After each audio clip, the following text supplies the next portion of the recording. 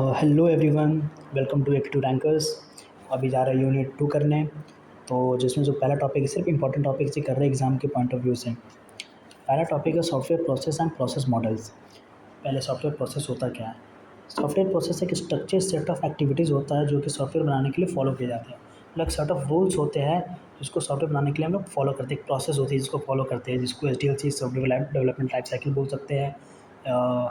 जिसके थ्रू हम सारी चीज़ें करते हैं, जैसे रिक्वायरमेंट गैदरिंग हो गया, सिस्टम डिज़ाइन हो गया, इम्प्लीमेंटेशन में कोड करते हैं, टेस्टिंग में टेस्ट करते हैं, डिप्लॉयमेंट में उसको रियल लाइफ एनवायरनमेंट में इंस्टॉल करते हैं, उसके बाद मेंटेन करते हैं इन फ्यूचर ताकि कोई बग ना आए। इन सबको एक्सप्लेन करना है ताकि मैंने किया नहीं है क्योंकि ये ऑलरेडी सॉफ्टवेयर में यूनिट 1 में है। एक ही चीज़ को बार बार नहीं करना, बहुत ईजी भी है। अब सॉफ्टवेयर प्रोसेस मॉडल क्या कौन कौन से हो सकते हैं? सॉफ्टवेयर प्रोसेस मॉडल वो स्टैंडर्ड टेक्निक्स है जिनके थ्रू हम सॉफ्टवेयर प्रोसेस के हर स्टेप्स को सिस्टमेटिकली परफॉर्म करते हैं। मतलब सॉफ्टवेयर मॉडल्स के वो एक प्रोसेस होते हैं जिसको हम सिस्टमेटिकली मतलब सीक्वेंशियल वे में उन सब चीज़ों को फॉलो करते हैं, जिससे क्या होता है जो रिस्क जो रिस्क होता है हमारा वो बहुत मिनिमाइज हो जाता है इसके थ्रू, और हमारा सॉफ्टवेयर फेल नहीं होता। जैसे कि इसमें वाटरफॉल मॉडल है, और इंक्रीमेंटल मॉडल है, स्पाइरल मॉडल है, अजाइल मॉडल है, वी मॉडल है। इन सब के बारे में अच्छे से ऑलरेडी आप लोगों ने सॉफ्टवेयर में पढ़ा होगा, नहीं पढ़ा है तो मैं पढ़ा दूँगा वहाँ पे। फिलहाल चलते हैं क्योंकि सॉफ्टवेयर का पेपर है। फिर आता है हमारा rapid application development, red. Red एक सॉफ्टवेयर प्रोसेस मॉडल है, ये भी एक सॉफ्टवेयर प्रोसेस मॉडल है जो कि क्या करता है, किसी भी सॉफ्टवेयर को बहुत ही फास्ट डेवलप करता है, मतलब क्विक डिलीवरी देता है। मतलब बहुत ही फास्ट डिलीवरी करता है, बहुत कम समय में किसी भी प्रोजेक्ट को कंप्लीट कर देता है। इसका जो मेन एम होता है वो सॉफ्टवेयर को मिनिमम टाइम में बनाकर यूज़र को प्रोवाइड करना। जो इसका जो मेन गोल होता है, ये क्या करता है, एक ऐसे मेथड को यूज़ करता है जिससे ये मिनिमम टाइम में बनाकर सॉफ्टवेयर को यूज़र को दे देता है with high quality end user satisfaction. मतलब जो भी उसको रिक्वायरमेंट्स है उसके अकॉर्डिंग ये जो टेक्निक यूज़ करता है उसका नाम है एक्सपी प्रोग्रामिंग, जिसको एक्सट्रीम प्रोग्रामिंग बोलते हैं। जैसे इसमें फीचर्स है प्रोटोटाइपिंग। इसमें क्या करते हैं, रियल प्रोडक्ट बनाने से पहले एक फंक्शनल प्रोटोटाइप रेडी किया जाता है। जैसे क्लाइंट से फीडबैक मिलता है उसके बाद उसको चेंज करते हैं। फिर आता है इटरेटिव डेवलपमेंट। इसमें सॉफ्टवेयर को स्मॉल स्मॉल इटरेशन मतलब छोटे छोटे पार्टों में तोड़ के उसको डेवलप किया जाता है। हर इटरेशन को इम्प्रूव किया जाता है, यूज़र से फीडबैक लिया जाता है और उसको ऐड किया जाता है। फिर आता है user involvement. Client development process में एक्टिवली इन्वॉल्व होता है, जो भी हमारा क्लाइंट होता है वो इस प्रोसेस में एक्टिवली इन्वॉल्व होता है ताकि जो फीडबैक देते रहता है बार बार हर स्टेज में कि क्या करना है क्या नहीं। Time boxing. हर डेवलपमेंट स्टेज के लिए फ़िक्स टाइम डिसाइड किया जाता है, जो भी डेवलपमेंट स्टेज है उन सब के लिए एक फ़िक्स टाइम डिसाइड किया जाता है ताकि प्रोजेक्ट जल्दी कंप्लीट हो सके। फिर आता है हमारा रीयूजेबल कंपोनेंट्स। एग्जिस्टिंग कंपोनेंट्स या कोड को रीयूज़ किया जाता है। जैसे कोई एक फंक्शन बना हुआ है, उसका कोड लिख चुका है, वही काम कर रहा है, तो नए कोड लिखने के बजाय हम क्या करते हैं, उसको कॉपी करके उसका रीयूज़ कर लेते हैं। अब फेजेस क्या क्या है रैड मॉडल के? पहला है business modelling. Business logic and information flow समझा जाता है। फिर हमारा data modelling, required data and उनके रिलेशनशिप डिफाइन किए जाते हैं। फिर हमारा प्रोसेस मॉडलिंग, डाटा कैसे प्रोसेस होगा ये डिफाइन किया जाता है। फिर आता है application generation. Code code generation tools से जल्दी कोडिंग की जाती है, जो कोड ऑटोमेटिकली जनरेट करते हैं उन सब टूल्स का यूज़ किया जाता है।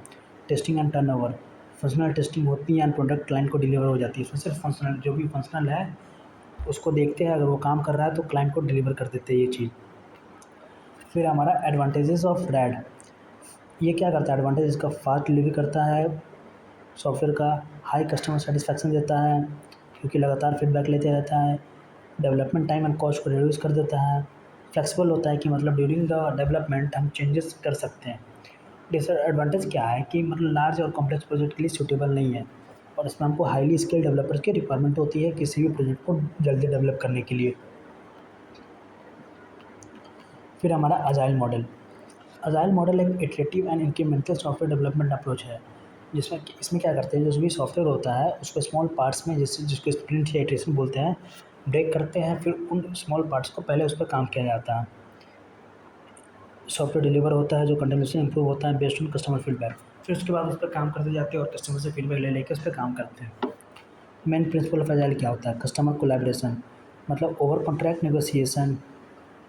Customer collaboration over contract negotiation, मतलब कस्टमर का कोलैबोरेशन होता है इसमें, इंप्रूवमेंट के लिए फीडबैक देते रहता है।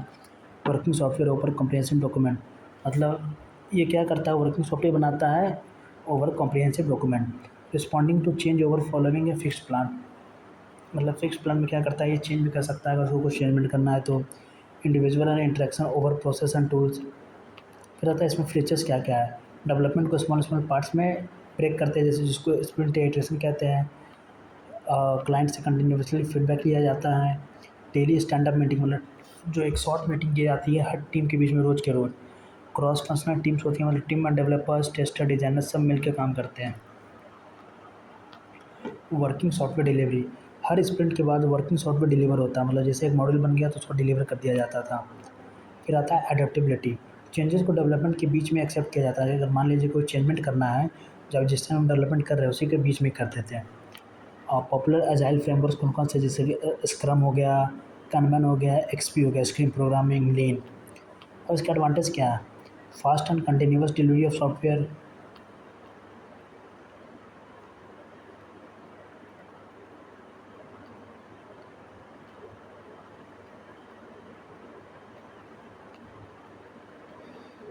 इसका एडवांटेज क्या है, fast and continuous delivery of software, मतलब फास्ट और कंटिन्यूस डिलीवरी देता है सॉफ्टवेयर का। हाई कस्टमर सेटिस्फैक्शन है due to early and frequent delivery. Easy to manage होता है, चेंजिंग रिक्वायरमेंट्स, बेटर कम्युनिकेशन करता है, टीम कोलैबोरेशन होता है। डिसएडवांटेज क्या है, मतलब ये जो मेथड है लार्ज और कॉम्प्लेक्स प्रोजेक्ट के लिए सूटेबल नहीं है। बहुत ही एक्सपीरियंस टीम मेंबर चाहिए होता है। इसमें डॉक्यूमेंटेशन बहुत ही कम होता है, सिर्फ फोकस किया जाता है काम पे। अब आता है कोकोमो 2 पे। कोकोमो का मतलब होता है कंस्ट्रक्टिव कॉस्ट मॉडल 2। एक सॉफ्टवेयर कॉस्ट, मतलब ये क्या करता है, इस टूल का यूज़ करके, मतलब प्रोजेक्ट जो भी हमारा सॉफ्टवेयर प्रोजेक्ट है उसमें कितने पैसे लगने वाले हैं, जो भी कॉस्ट, एफर्ट और टाइम लगने वाला है, इन सबको कैलकुलेट किया जाता है। ये जो मॉडल था, बैरी बोयम ने बताया था। ये कोकोमो 81 का एडवांस वर्जन है। जो कोकोमो 81 है उसका एडवांस वर्जन है कोकोमो 2, जिसमें न्यू सॉफ्टवेयर डेवलपमेंट मेथड्स को इंक्लूड किया गया है, जैसे कि reuse, object oriented development, spiral model, etc। Main models of Kokomo 2। पहला है application composition model. Application composition model तब यूज़ होता है जब हम रैपिड एप्लीकेशन डेवलपमेंट करते हैं, जैसे कि GUI बेस्ड एप्लीकेशन बनाते हैं तब यूज़ करते हैं। फार्मूला होता है effort, NOP divided by PROD। NOP होता है new new object point, PRD होता है प्रोडक्टिविटी रेट। सेकंड है हमारा अर्ली डिज़ाइन मॉडल। जब सॉफ्टवेयर डिज़ाइन काफ़ी इनिशियल स्टेज में होता है तो उसका तो तब ये मॉडल यूज़ होता है। अर्ली डिज़ाइन मॉडल, जब सॉफ्टवेयर डिज़ाइन काफ़ी इनिशियल स्टेज में होता है तब ये मॉडल यूज़ होता है। हम अर्ली डिज़ाइन मॉडल तैयार करते हैं, जिसको प्रोटोटाइप भी कह सकते हैं। फिर आता है हमारा पोस्ट आर्किटेक्चर मॉडल। ये मॉडल तब यूज़ होता है जब सॉफ्टवेयर का आर्किटेक्चर डिसाइड हो चुका हो, जैसे कि सॉफ्टवेयर का आर्किटेक्चर डिज़ाइन कैसे फ्लो करेगा, क्या मतलब जो भी है, कैसे डेटा फ्लो करेगा, एक स्ट्रक्चर तैयार हो चुका है। इसमें 17 cost drivers and 5 scale factors का यूज़ होता है। पोस्ट आर्किटेक्चर में 17 कॉस्ट ड्राइवर्स एंड 5 जो 5 स्केल फैक्टर्स का यूज़ होता है इसके अंदर। एडवांटेज क्या है कोकोमो 2 के, सपोर्ट करता है मॉडर्न डेवलपमेंट को एंड प्रैक्टिसेस को। डिटेल एस्टिमेशन देता है हर डेवलपमेंट स्टेज पे। कस्टमाइजेशन पॉसिबल है बेस्ड ऑन प्रोजेक्ट टाइप, मतलब कस्टमाइजेशन कर सकते हैं, लेकिन ये डिपेंड करता है प्रोजेक्ट के टाइप पे। कंक्लूजन क्या है, कोकोमो 2 एक पावरफुल मॉडल है जो सॉफ्टवेयर प्रोजेक्ट का cost, time and effort accurately estimate करने में हेल्प करता है। ये रियल वर्ल्ड इंडस्ट्रियल प्रोजेक्ट के लिए सूटेबल है, स्पेशली जब प्रोजेक्ट का स्कोप एंड आर्किटेक्चर क्लियर हो।